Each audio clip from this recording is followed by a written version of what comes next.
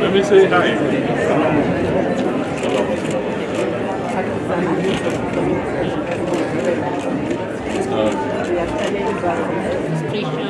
Asking questions, giving all that is here. We just want to make a very small demonstration to you, and this one targeting now the MSMEs. Because what we're saying, even if we are managing our services on iPads, you do not have to go to our office, you do not have to have a computer.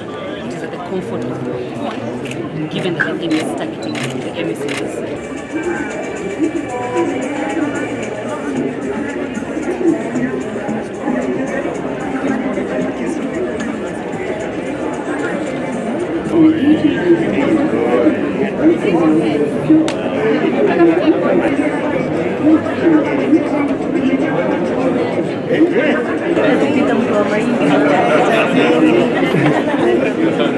How are you?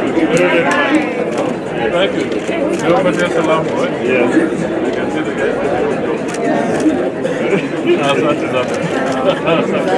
Okay.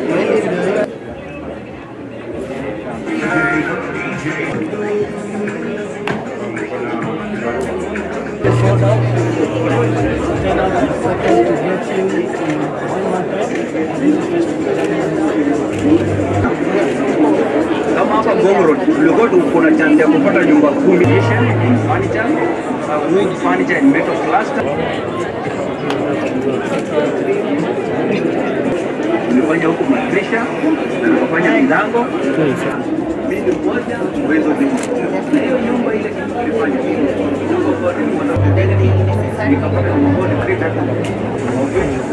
and then I hand it back over to Chipukizi.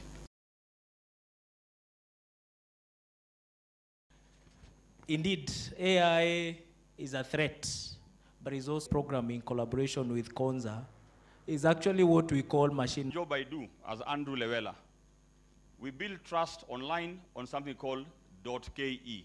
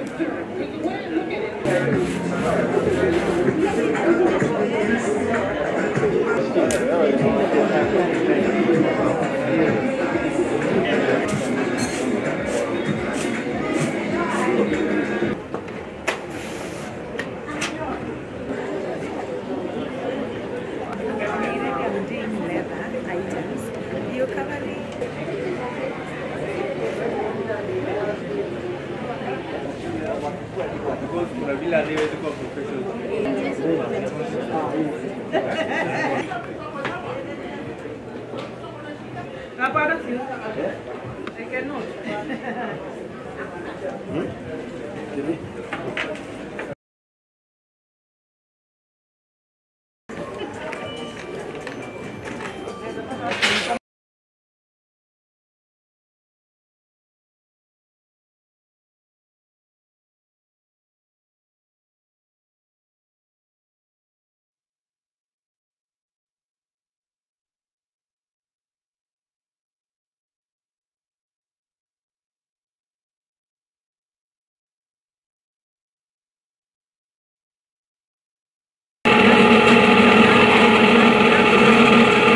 Kwa watu wa kwa hii watu ya jua kali nikawaambia sasa nifanyieni kitu mahali nitaweza weka mara ndio ikaingiana.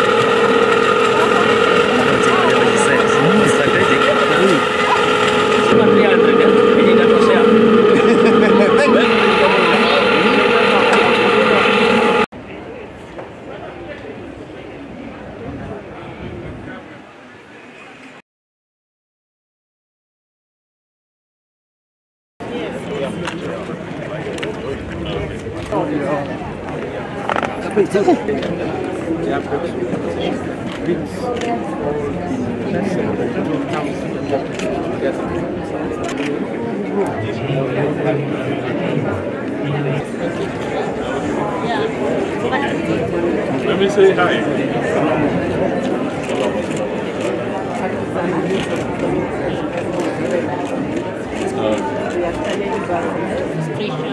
Asking questions, giving all that is here. We just want to make a very small demonstration to you, and this one targeting now the MSMEs. Because what we're saying, even if we are managing our services on iPads, you do not have to go to our office, you do not have to have a computer. It is at the comfort of your home, given that the game is targeting the MSMEs.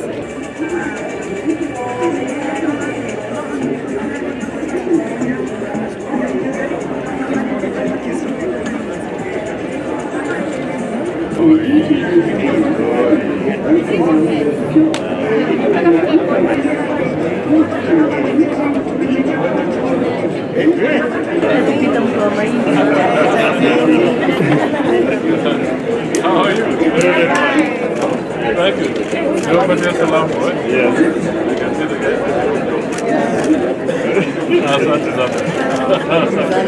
Okay.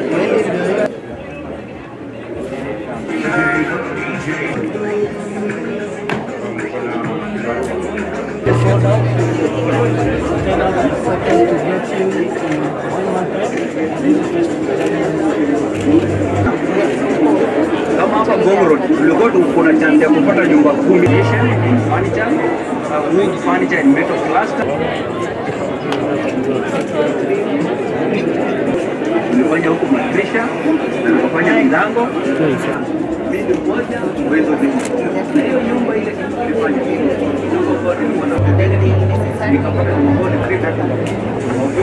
the good people of Embu County. Hamjambo. Yangu itakuwa machache sana. Only to assure the Prime Cabinet Secretary, first of all, appreciate your presence today. You've taken time off your very busy schedule to be with the people of Embu County and the rest of Kenyans who are here, because this expo is a Kenyan expo. We really appreciate the conversations that we have had here this morning, and even more conversations that happened yesterday with the President and the Deputy President. I just want to assure you that Embu is looking forward. We are working hard, number one, to improve on our local revenue collection. I told you earlier that the capacity, the potential ya Embu County kuokota pesa ya ushuru hapa katika Embu County ile tunaita own source revenue is 900 million. When I came in August, we were at 150 million. In fact, the highest that the county has ever collected in the last 10 years is like 400 million.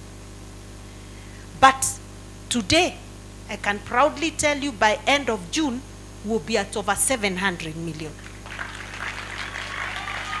Number 2, for the first time, Prime Cabinet Secretary, we have a department that is focusing on ICT. Nilipokuja hapa, there was almost zero ICT in Embu County.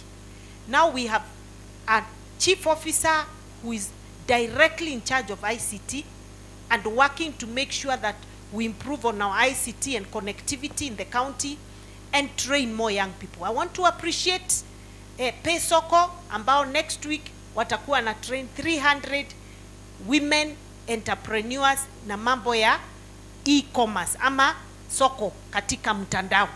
Na wamama, mimi nataka mtoke hiyo soko ya Embu, hiyo mkuje mutrainiwe, muwe mnauza vitu zenu kwa simu, kwa sababu jana Prime Cabinet Secretary, the President launched free Wi-Fi, and I thank ICT PS. Asante sana.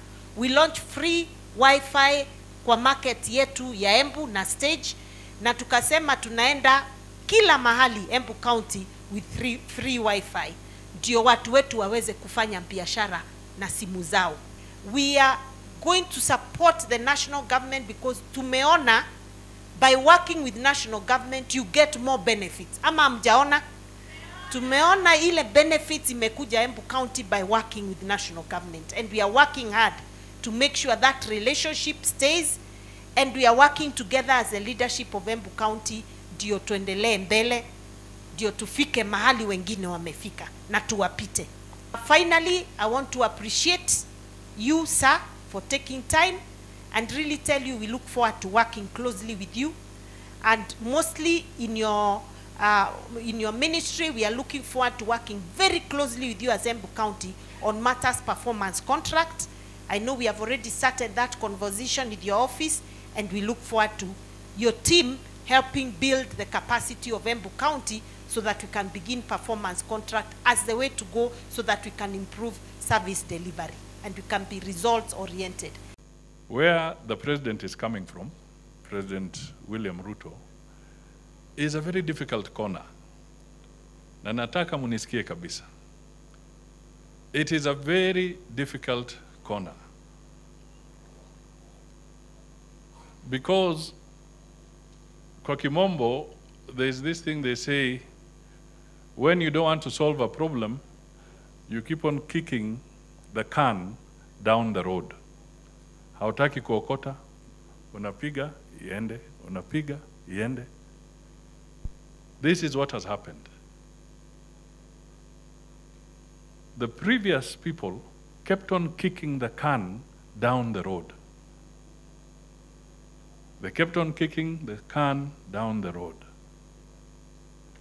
But now, with the Kenya Kwanza government, we have to be honest with you. There's nowhere we can kick the can. We have to pick it up. And to pick it up, to resolve issues, is going to be a challenge, and a challenge that we can only resolve if we work together. So we will have to go through some difficult time. And I keep on repeating, some difficult time, some challenging times. But no situation is permanent. Even bad times come to an end. So I want to assure you that the challenges we are going through will also come to an end. They are not permanent. So, tuvute, tushikane, tuhakikishe kwamba tunaenda mbele. Kuna madeni mengi ambayo ni lazima tupambane nayo, lakini juzi serikali kupitia kwa Wizara ya Fedha wamekuwa na majadiliano na hata na IMF na watu wa World Bank, na mambo yanazidi kuonekana kwamba kuna mwangaza kule mbele. Kwa hivyo let us work on that particular issue. Tunataka pia teknolojia ingie kwa kilimo vile tumeona. Tusaidiane tusukume teknolojia kwa kilimo ili maisha yetu yabadilike na tupate ajira katika hizo sehemu. So what is being displayed here is critical for us as we move forward. The other day, I was talking to the accountants. Kenya has got about 50,000 accountants, and 35 of them are with ISPAC, 15,000 are preparing to also join ISPAC. These are very many good minds in matters of finance. And some of the issues they were talking about was broad, but taxation.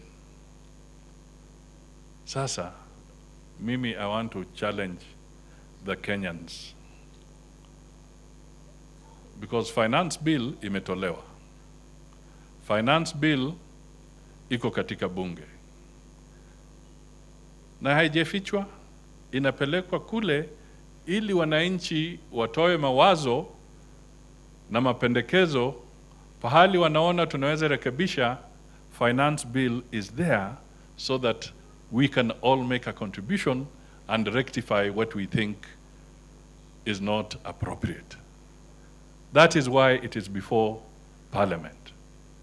But I want to tell those who speak a lot, please, if you say you don't want VAT,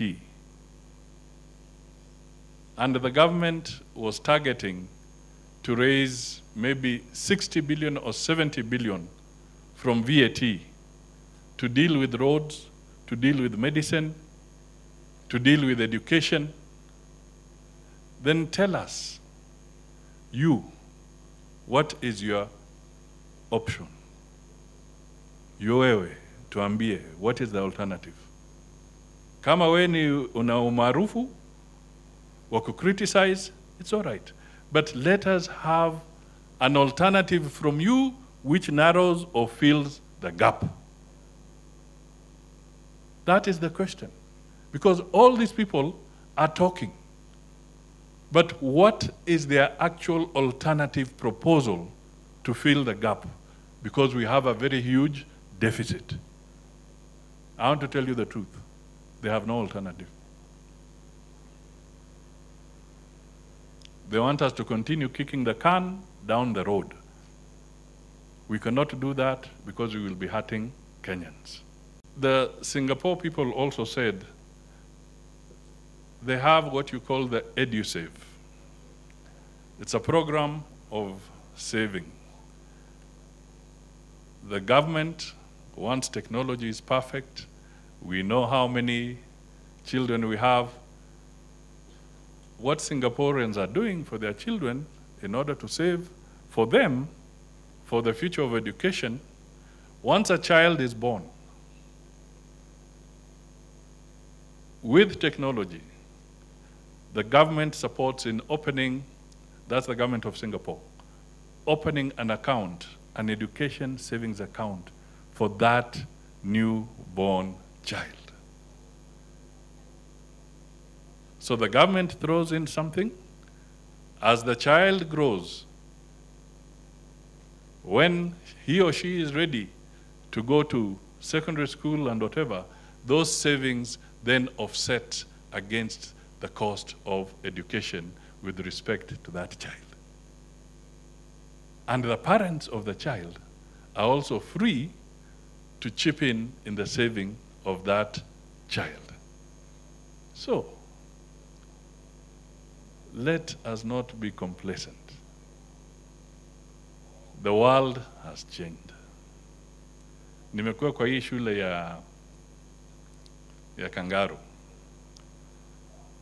Good children, our children, both Kangaroo, boys and girls. Tukiwa na hawa viongozi, nikauliza swali. I don't know what made me ask that question, but I just thought, let me ask. So, nikauliza hawa, wale ambao walishawahi kuona Moi na macho, ebu inua mkono. Can you imagine how a secondary school ya Kangaroo, I think there were just about 20 children that were able to say they have seen Moi with their own eyes. I asked them, how many of you have been able to see Mwai Kibaki with your own eyes, not reading of him, but physically seeing.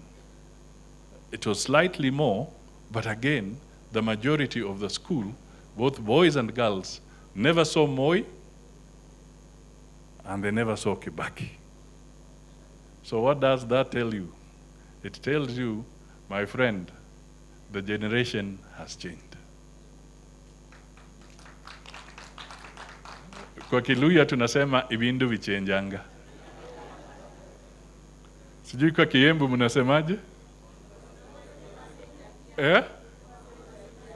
Mashenjania. What? So things have changed. So we are living with a completely different generation. And therefore we have now to embrace technology and do things differently. So with those remarks, let me say I look forward to be with you, Governor, the very good governor. I was telling her she has put her best foot forward with her team. Wacheze hiyo mpira vizuri, wajenge Embu, na tarehe mosi mwezi ujao tutakuwa na nyinyi tukiandamana na Rais wa Jamhuri ya Kenya kuja kusherekea umaarufu wa watu wa Embu. Mungu awabariki na pongezi sana. Asante sana Governor Cecily Mbarire na wana Embu County wote na wa Kenya pahali pengine ambapo wanatutazama kwa runinga. Mimi nataka tu niseme nimefurahi sana. Nimekuwa mwenyeji wa Embu leo. Nawatolea kofia, nasema asante sana. Pia nataka niseme kwamba mumejipanga. Nimejionea. Mumejipanga, na nilikuwa naambia governor na wenzetu wengine hapa awali kwamba nyinyi kama Embu wiki hii mumekuwa ile wanaita center of gravity katika taifa la Kenya. Mumeleta kila mtu hapa.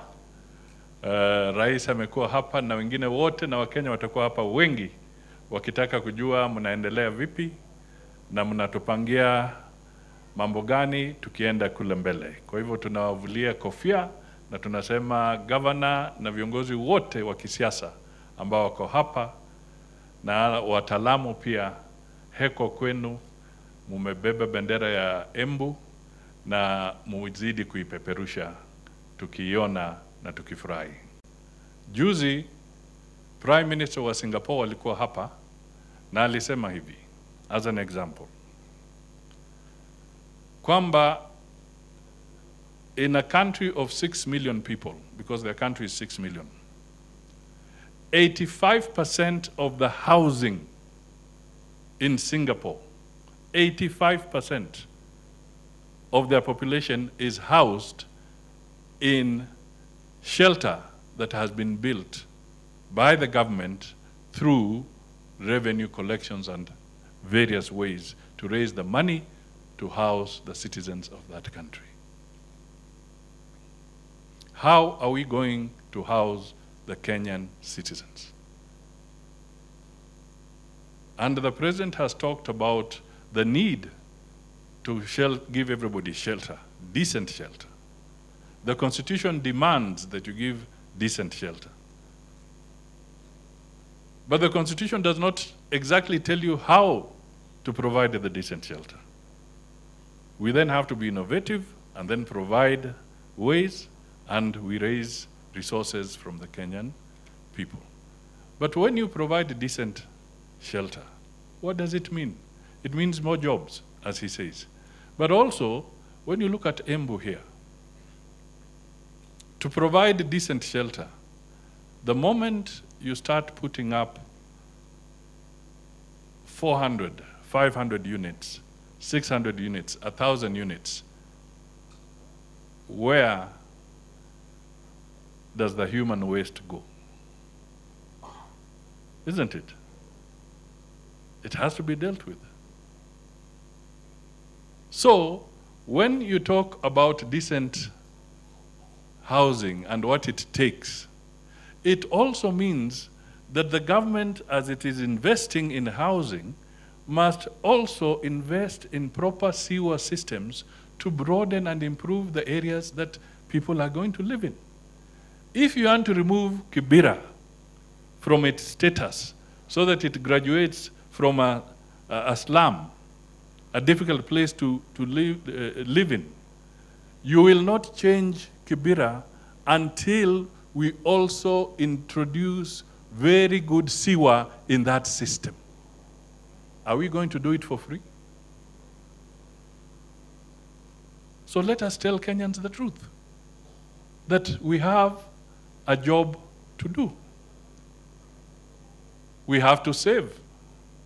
We have to grow our revenues. At the same time, we have to provide security. We have to do roads.